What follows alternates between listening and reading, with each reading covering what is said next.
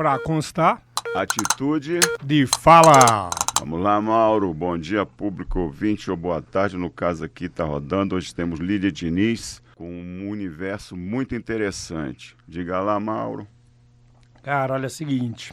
Ela teve na nossa feira literária do Cruzeiro, a Flick. Ela teve fala lá dentro. Rapaz, o negócio foi muito bom. E bom dia aí pra galera. Boa tarde ou boa noite, dependendo da situação. E aí, Lília, tudo bom? Como é que você está? Eu estou por aí.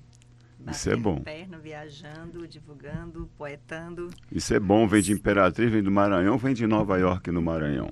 Vamos começar logo nessa. Vamos nessa. Como é que tá esse Mussambê? Corrigido, viu? Mussambê.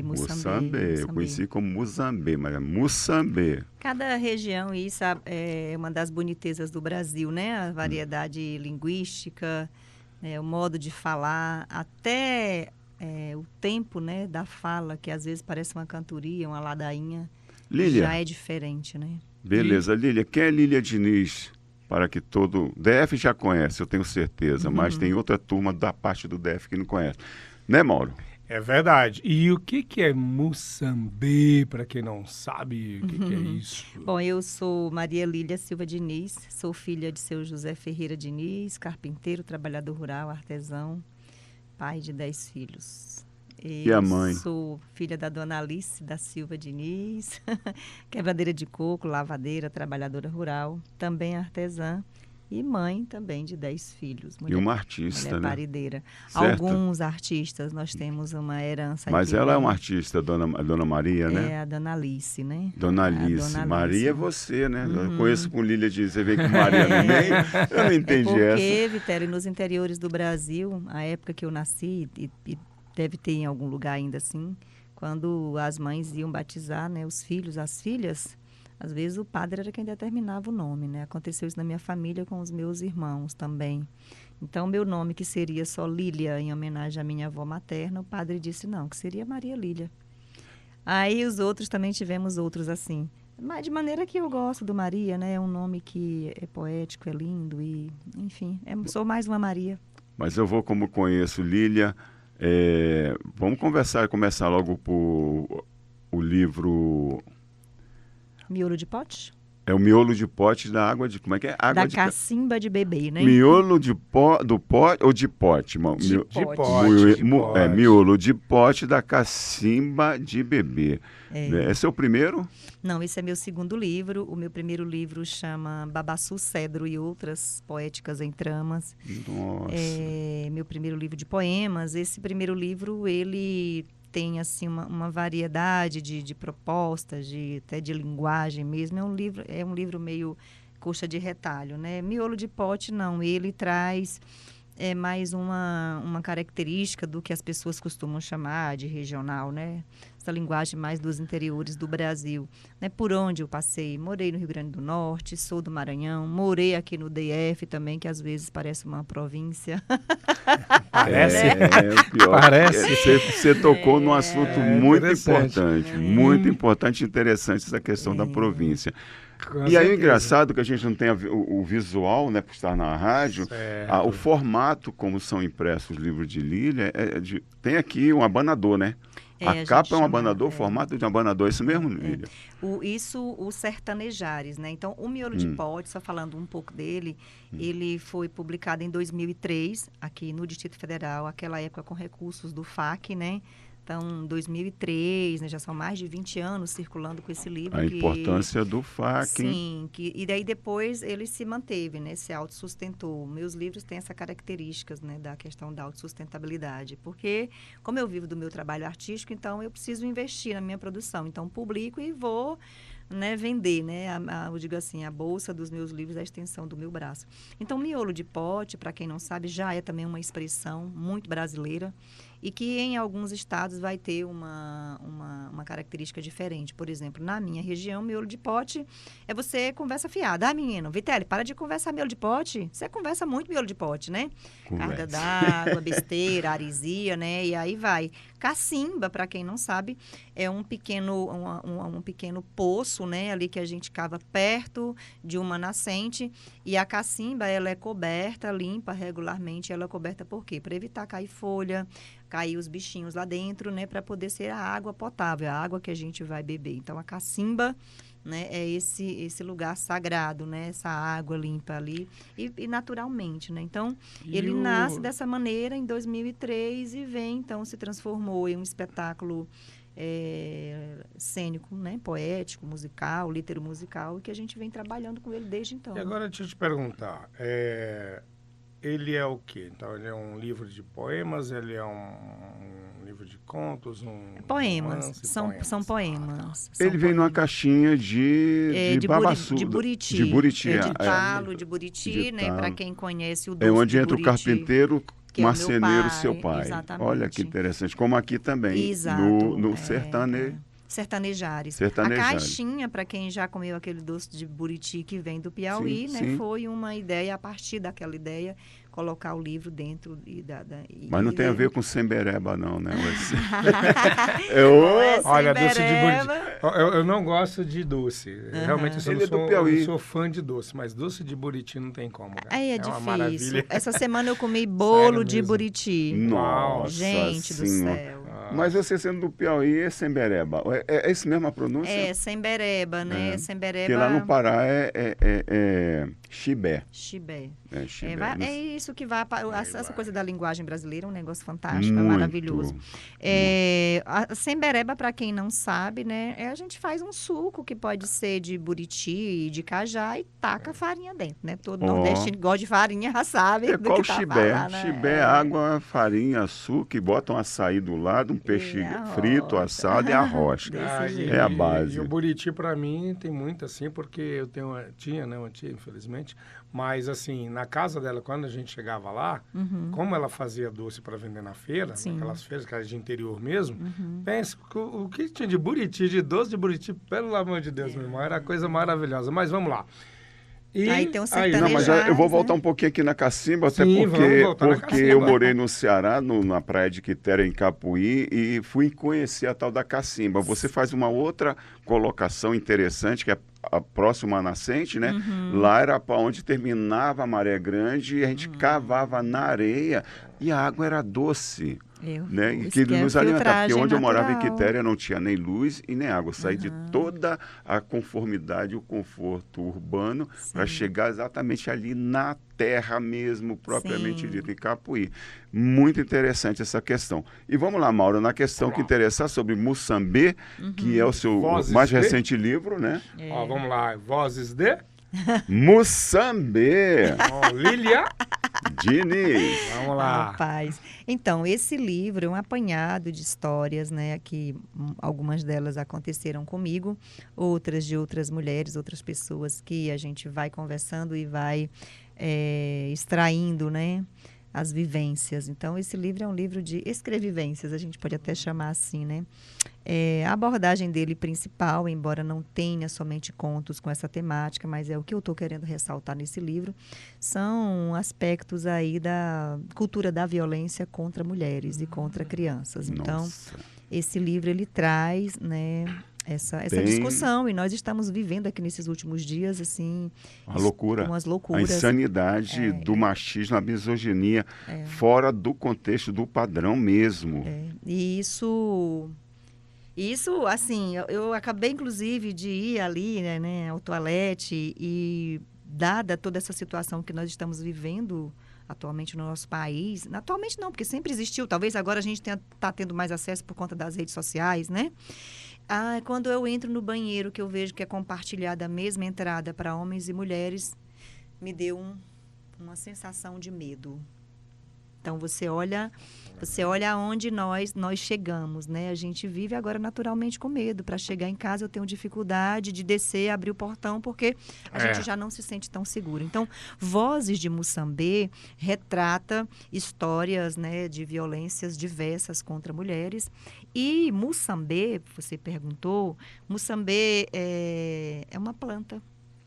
É uma planta que ela é usada para curar, né, o catarro, tirar o catarro para fora, né, é expectorante. Inclusive, as benzedeiras usam, e no esquema do benzimento, como ela balança a folha, das folhas libera, né, umas partículas que aí vai abrindo os alvéolos, vai abrindo o pulmão. Então, é uma planta que tem um poder de cura muito grande, não só pelo viés, né, da fé, que a gente fala, é benzedeira. Não, aqui também tem um viés científico, né?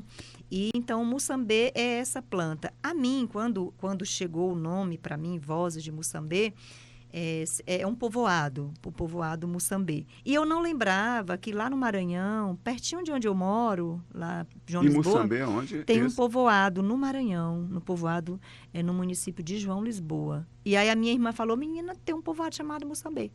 Mas a mim, o que encantava até então, o que encanta é a sonoridade da palavra. Né? Moçambique, acho que é uma coisa aí banto, né? De África que vem, Moçambique, né? Uma coisa assim forte. E aí a referência que eu tinha sonora era a coisa da brincadeira de criança, quando a gente aprontava alguma que estava prometido de levar uma taca, né? Uma peia.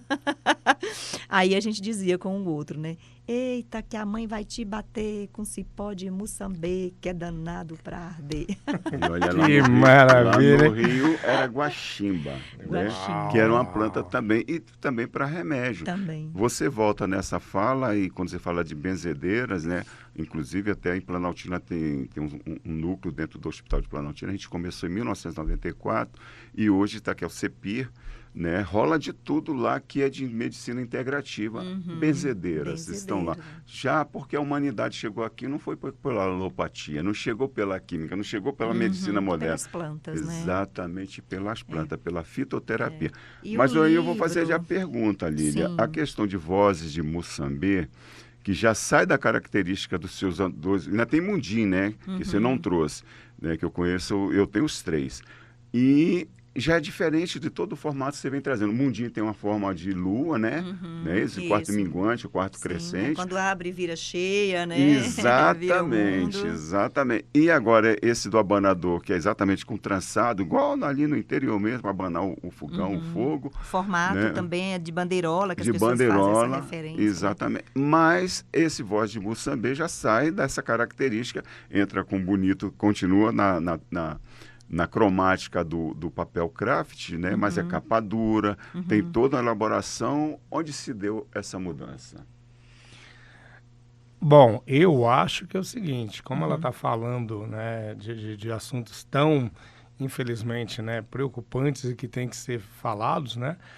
Ela deu uma Tô pensando, tô aqui. Ela deu uma roupagem mais assim para chamar mais atenção ainda, não que os outros não chamem, mas até a questão da capa, né, que tem um vermelho aí, tem a planta, tem essa voz, né, esse grito aí, de uma certa forma, então acho que foi para isso. Não sei, vamos ver? Vamos saber agora, porque daqui a pouco nós... É com ela. Bom, esse projeto gráfico, ele é do Haroldo Brito, né, que é um dos grandes designers. Eu digo assim, eu estou com o melhor, né? Os meus 3 últimos livros foi feito em parceria com o Haroldo. Essa logomarca é de Valéria, que é minha filha e também é design gráfico, fez essa leitura, né, da planta com o megafone, com a voz, né? E o trabalho das ilustrações que você vê aqui, né, que são isso aqui é serigrafia botânica, feito, né, pela Ju. Serigrafia, eu faço estamparia no tecido, né, botânica. Isso, botânica. Então, essa estilo, né, também é da Ju Lama, que é uma artista plástica aqui do Distrito Federal. E nós fizemos esse trabalho para finalizar a pesquisa, chegar no conceito das ilustrações. Nós fizemos uma viagem para o Maranhão. Nós ficamos uma semana na reserva extrativista da Mata Grande, que é uma reserva de quebradeiras de coco, onde os meus pais residiam. Minha mãe saiu porque meu pai desenvolveu Alzheimer, já não tinha condições de ficar, né, com o cuidado que merecia, precisava. Então, nós viajamos e ficamos uma semana. Eu queria que a Ju e a equipe tivesse contato com esse universo do qual eu estava abordando no livro, para que a gente pudesse chegar a um conceito de livro, né, com uma unidade, né? Então, fizemos essa viagem. A princípio, quando nós fizemos essa viagem, o livro, os contos, são contos, ainda não tinham nomes. Eu colocava sempre o nome ali da personagem principal, mas eu não estava satisfeita. E quando a Ju traz para mim a ideia da serigrafia botânica, aí eu, caramba, é isso, né? Até porque dentro dessas histórias tem o tio Damião, que ele é um benzedor, é um conhecedor das plantas, da floresta, da ciência, da medicina da floresta. E essa coisa do feminino que está muito ligado, né? A natureza, as plantas, o feminino, né? Tem muito isso. Aí eu falei, pronto, fechou. Agora, em relação à questão da capa dura, eu confesso que eu não fiquei horas pensando sobre como vai ser. A mim, eu estava mais preocupada com o produto, com a embalagem. O que eu vou fazer de embalagem, né? Para esse material, né? De diferente. E eu cheguei a um conceito e quero, inclusive, desenvolvê-lo. Mas, infelizmente, ainda por questões econômicas, eu ainda não finalizei o projeto do livro, né? O projeto visual. Então, esse conceito aqui de capa dura e todo o design dele é do Haroldo. Né? É do Haroldo Brito, que é da Criatos Design, aqui do Distrito Federal. E que, para mim, assim, tem, né? Eu tenho ficado muito satisfeita. Inclusive, aqui essa parte da lombada, nós estamos agora finalizando ele. Estamos voltando para a ideia original, que é retirar esse papel, né? E a costura do livro ficar aparente. Meio que revelar, né? A coluna do livro, né? O leitor fica se perguntando, mas como é que é isso? Eu gosto de revelar. Aqui, por exemplo, o pessoal, os ouvintes não conseguem ver, né? Claro que a gente está no rádio, mas vocês que estão olhando, esse conceito aqui do Haroldo, ele traz o DNA das palavras. Segundo ele, isso aqui é o DNA das palavras. Nesses espaços que tem entre um branquinho e outro, né? O DNA das palavras. E aí, então, a gente vai construindo essa estética, né, fazendo uma linha, né, dialogando com os outros materiais. E o marca-texto, com uma sim. marca interessante, explica pra gente. Marcador de página, né? A gente sempre confunde marca-texto. Marca-texto, marcador de página. Esse marcador de página vem dessa experiência que eu estava falando da embalagem do livro, que eu havia pensado em fazer, sabe, marmita, quando a gente junta as 4 pontinhas e amarra ali? Ou para mim também a trouxa de roupa, porque a minha mãe foi lavadeira de roupa há muito tempo, né? Uma profissão antiga do Brasil. Minha mãe lavou roupa para fora, era assim que a gente falava. Então, a ideia era envolver o livro no pano e passar as pontinhas aqui por dentro desse buraquinho aqui, que as quebradeiras de coco chamam o osso do babaçu. Sei. Esse é o osso do babaçu, que também é o endocarpo, essa parte aqui, que é a parte dura do coco, né? Então, para quem é do Maranhão, né, sabe que esse coco é um coco muito especial, importantíssimo, né, para o nosso bioma, não só do Maranhão, Piauí, uma parte do Ceará, Goiás, Tocantins e Pará, né, onde aparece mais o coco babaçu, e mais de, cerca de 500 mil mulheres vivem desse ofício. São responsáveis pela proteção do bioma, pelo cuidado, né, pelo zelo e pela tradição, né, pela economia, inclusive, porque quando uma mulher quebra coco, ela está ali economizando no óleo para fazer comida, vai fazer o sabão, vai fazer o carvão, vende e com isso compra material escolar, compra o que ela não consegue produzir. Então, é toda uma cadeia produtiva que o babaçu traz. E sendo o livro finalizado numa comunidade, né, extrativista, e sendo eu filha de quebradeira de coco babaçu, para quem me conhece, não estranha. Maravilha. Não estranha esse elemento. Agora, querida, como é que adquire o livro para finalizar aí? Lançamento também, cara. Lançamento. Como é que tá a programação? Fala aí pra gente, como é que adquire, lançamento, programação e tudo mais pra gente. Eu sou a louca dos lançamentos, né? Eu digo assim, onde tem 2 ou mais pessoas, estou E lá. a caixeira viajante também. A caixeira viajante. É louco. Então, eu vou fazer no Sarau da Tribo das Artes. Dia 16 também. Lá em Taguatinga. Isso. Qual local lá? Lá no Bar do Careca, né? Isso. Bar do Careca. É só colocar aí nos mapas da vida que a gente encontra, né? Nos aplicativos. CNF2, se não me falha a memória. Não lembro de cor. E depois disso a gente deve fazer também na Biblioteca Nacional, em espaços aí, né? Espaços que tiverem, Amado Jorge, lá no Cruzeiro e tudo mais. O que a gente quer legal. também fazer pequenas rodas, quero fazer leitura com as pessoas, quero ler e conversar sobre essas histórias, né? Ótimo. Porque é muito importante a gente falar, né? A Lília traz o Brasil, o regionalismo, e eu vou só fazer uma lembrança rápida para a gente já encerrar, né? Sim. Eu me lembro dela chegando em Planaltina e pedindo... Estava o museu fechado, que estava reservado. Sim. E aí saiu eu e o companheiro lá para buscar. Fomos na escola e ela me aparece com os beiju, que agora chamam de tapioca, eu conheci como beiju, não sei como é que é. Sim. E ela fala assim, eu gosto depois mesmo desses caroçudos. Existe a diferença entre beiju e tapioca. Né? Não, exatamente. Exatamente, mano.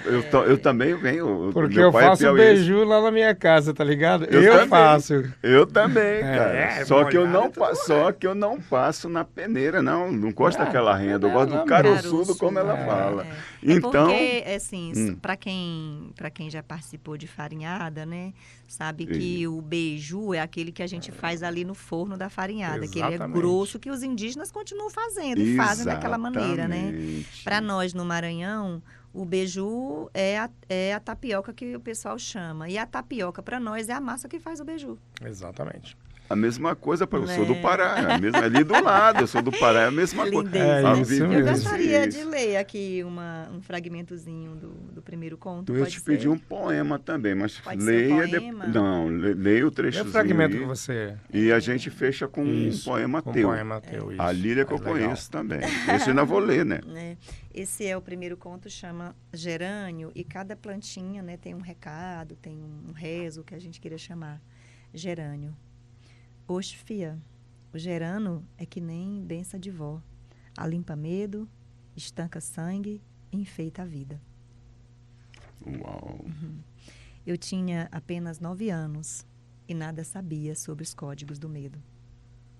Silenciar é o verbo que mais aprendi a conjugar ao longo desse tempo fora de Moçambique. Entretanto, o tempo implacável exige amorosamente que eu abra a gaiola para que as vozes aprisionadas que chegaram até mim possam voar. E nesse labor, liberto meus silêncios e experimento libertar as palavras com vocação de passaredo, mas que foram engaioladas no cedo da vida.